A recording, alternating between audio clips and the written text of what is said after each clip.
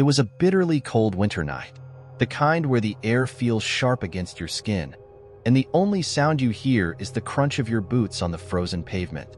I had just finished another grueling shift at the office and was finally heading home, my mind exhausted, my body aching. It was late, too late, but the streets were still somewhat busy.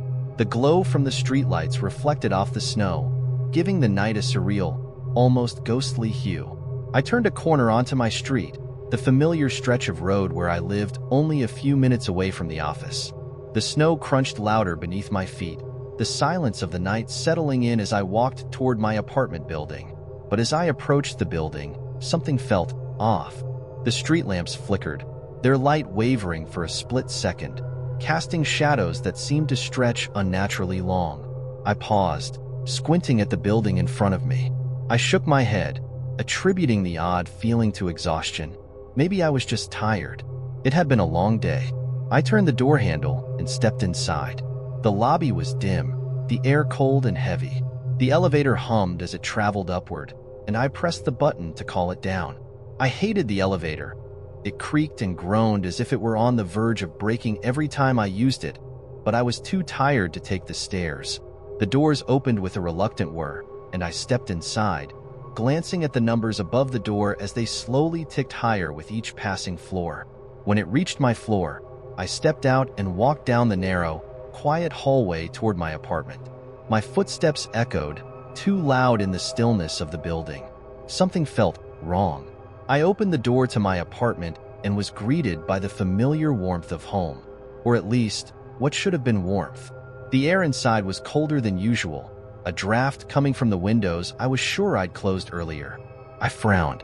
The temperature outside hadn't been this low when I left. I walked to the window, pulling the curtains aside. The view outside was like a frozen painting, the snow piled high, streets deserted. Nothing was out of the ordinary. The chill in the air was creeping into my bones now. I shook it off, figuring I could warm up with a cup of tea. But just as I was about to move toward the kitchen, I heard it, a faint creak from behind me. A floorboard, deep in the hallway, groaned as though someone had stepped on it. I turned quickly, heart racing. There was nothing. No one. I rubbed my face, trying to shake off the unease settling in my stomach. I must have imagined it. I moved toward the kitchen, trying to ignore the nagging feeling at the back of my mind. But then, from somewhere down the hall, came another sound, this time more distinct. A soft scratching noise, almost like nails against wood. I froze. I told myself it was just the house settling, that old buildings had their noises. But my breath came a little faster now, my pulse picking up speed as I slowly walked down the hallway. I reached the end of the corridor, where the door to the bathroom was slightly ajar. A sliver of light spilled out into the darkened hallway. The scratching continued. I could hear it clearly now, like something, or someone, was dragging their fingers across the floor. My hand trembled as I reached for the bathroom door, slowly pushing it open. The light flickered once, then steadied, revealing an empty bathroom, the window closed, no sign of anything unusual. Yet the scratching sound was louder, as if it were right behind me. My skin prickled with an icy dread. I turned and darted back into the living room, the hairs on the back of my neck standing on end. The house felt colder, almost suffocating now, and I didn't know where the sounds were coming from. But the longer I stayed, the more it felt like something was watching me. I grabbed my phone and dialed a number I hadn't used in years, my brother. The ringing on the other end felt like an eternity, but just as I was about to hang up, the line clicked. "Hello? Matt?" I asked, my voice shaking. "Something's wrong. I'm hearing things. I don't know if I'm..." A sudden crash from the other room cut me off. I dropped the phone in panic, my heart hammering in my chest. I didn't want to go in there. Not alone. But the noise sounded like glass breaking, like something, or someone, had knocked something over. I took a deep breath and forced myself to move. My hand hovered over the doorframe, then I pushed it open. The living room was dark, save for the faint glow of the streetlights outside. Nothing was out of place. No broken glass, no overturned furniture. I was alone. But then, in the corner of the room, a shadow shifted. It was faint at first, just a flicker in the peripheral of my vision. But when I turned my head to face it directly, there was nothing. I felt it again. A presence close, too close. My chest tightened, and I backed up against the wall, my breath shallow. The shadow moved again, this time more deliberately, crossing the room and coming toward me. I turned and bolted toward the door, but it slammed shut in front of me. The door wouldn't open. Panic surged through me as I yanked on the handle, desperate. Then, a voice. A whisper, barely audible, but it sent chills down my spine. "Don't go." I froze, turning slowly toward the dark corner of the room where the shadow had been. A figure stepped out from the darkness. It was tall, thin, its features obscured by the dim light. It didn't move like a person, more like a blur, an afterimage lingering in the space between reality and something else. "You shouldn't have come back," it said. The voice was soft, almost friendly, but there was an edge to it, something that didn't belong. I backed away, my body trembling. "Who are you?" I whispered, my voice barely a breath. The figure stepped closer, its presence now overwhelming. "I've been waiting." In that moment, I realized the truth. I wasn't just hearing things. I wasn't alone. And the building wasn't just old. It was haunted. Suddenly, the shadow lunged toward me, and everything went black. When I woke up, the apartment was quiet again. The snow still fell outside, the streetlights glowing in the distance. I checked the time. Hours had passed since I first entered. My phone was on the floor, the call to Matt still active, but no one had answered. I stood slowly, my heart pounding. The apartment felt different now, empty. And then I heard it, a soft whisper, just behind me. "Leave, before it's too late." I turned, but the room was still empty. The door was wide open. Was I the one who had always been waiting? Or had I become part of something far worse? It was a bitterly cold winter night. The wind howled through the trees, rattling the windows and sending snowflakes swirling in every direction. I had come to this old house alone. On a whim, really. A weekend getaway, something to clear my head. The isolation sounded perfect after a long, draining week. I pulled up to the house, its silhouette looming against the snow. It was large, aged, and looked like it had seen better days. The wood was weathered, the shutters crooked. There was an undeniable charm about it, but something about the way it stood there, shrouded in the dark, made the hairs on the back of my neck stand up. I chalked it up to the overactive imagination I'd been carrying since childhood. I stepped inside, the door creaking as it opened. The inside smelled of dust and aged wood, the scent of something long forgotten.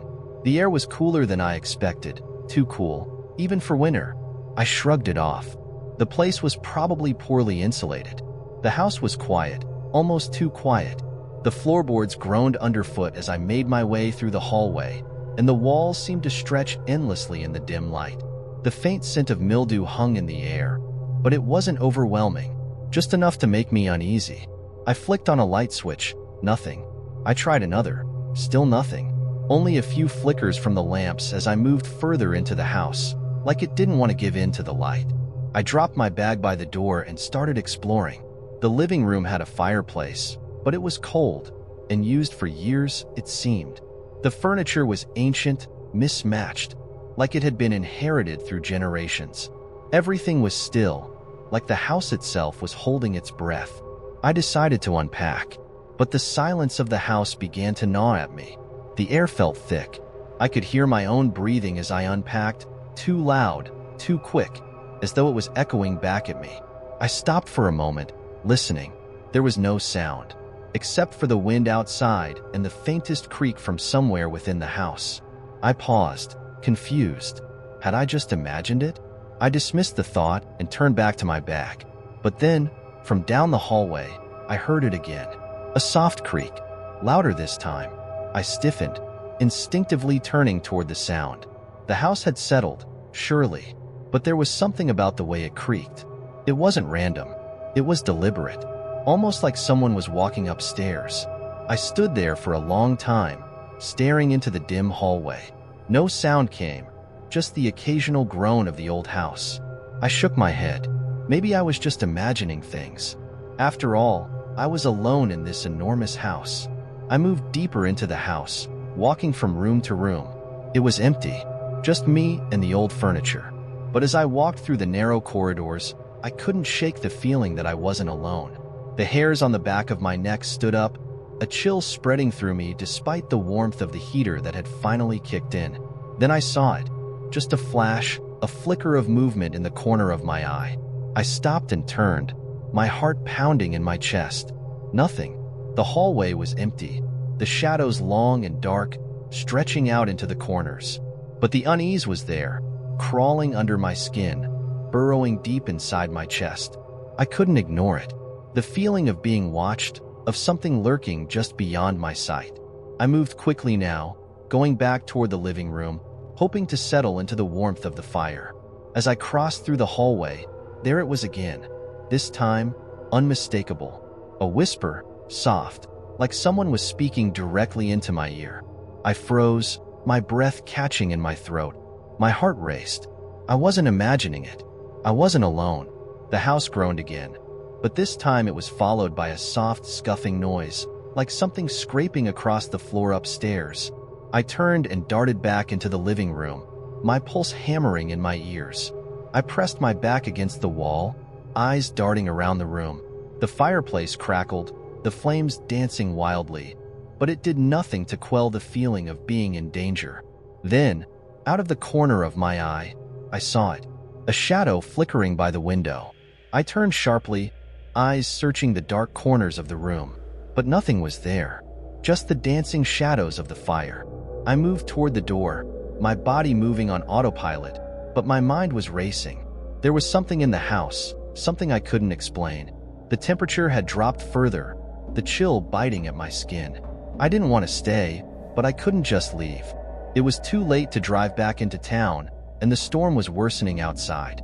Suddenly, the lights flickered once more, then went out entirely, leaving me in complete darkness. Panic surged through me. My breath quickened, my hands shaking as I fumbled for my phone. I needed to call someone, anyone, but as I flicked on the flashlight, my heart skipped a beat. The hallway was now filled with figures, dark, faint, and fleeting. Shadows stretching and twisting, moving in ways that didn't make sense. I could see them darting from one room to another, vanishing as soon as the light touched them. But I wasn't alone. A sound, soft, gentle footsteps, approached from the hallway. Slow, deliberate. I backed into the corner of the living room, my chest tight, every nerve screaming.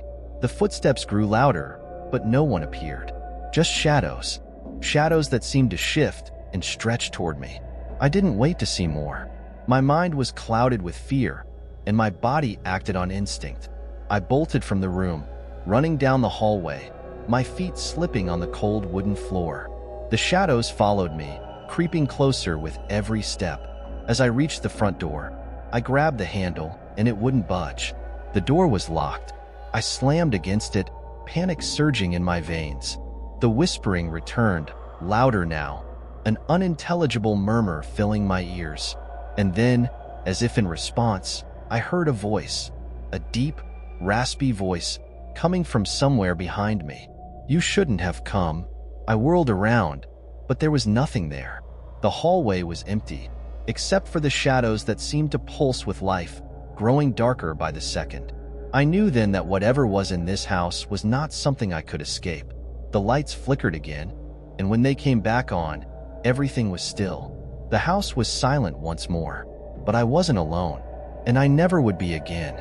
The house remains silent, and the protagonist is trapped in an endless cycle of whispers, shadows, and fear. Is he the one haunting it now? Or is the true threat still out there, lurking, waiting for someone else to enter? The night was bitterly cold, and the wind seemed to cut through me as I trudged home from the grocery store. The plastic bags crinkled in my hands, the weight of the bread and eggs a small comfort against the biting air. The streetlights flickered ahead, their dull orange glow casting long, distorted shadows across the snow-packed sidewalks. The world felt still, like time had paused for the evening. The only sounds were the crunch of my boots on the snow and the occasional distant howl of the wind. It was a simple walk home, a 15-minute journey from the grocery store to my apartment. Nothing unusual. But tonight, the air felt different, as if something was just beyond the edge of my vision, waiting.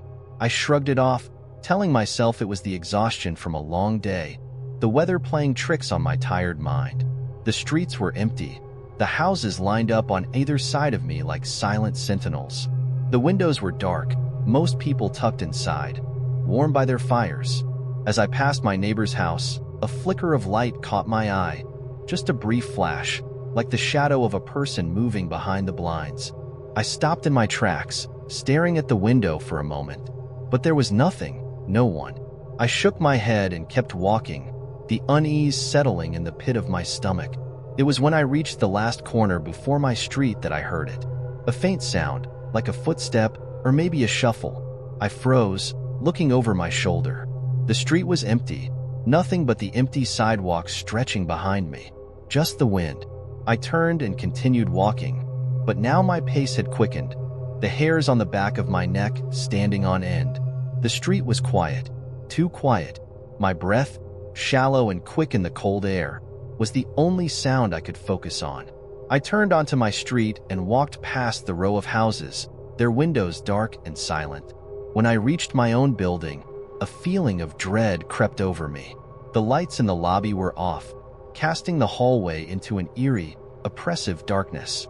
I fumbled for my keys, the sound of the metal scraping against the lock seeming too loud in the quiet. As I stepped inside, I heard it again. The sound of something shifting, soft but deliberate, like the scrape of shoes on carpet. I stood still, listening. My heart began to pound in my chest as I slowly turned, expecting to see someone standing behind me. But there was nothing. The hallway was empty, the silence almost suffocating. I swallowed hard and walked down the hallway to my apartment, trying to shake the feeling that I wasn't alone. The faint creak of the old floorboards beneath my feet seemed too loud, echoing in the otherwise silent hallway.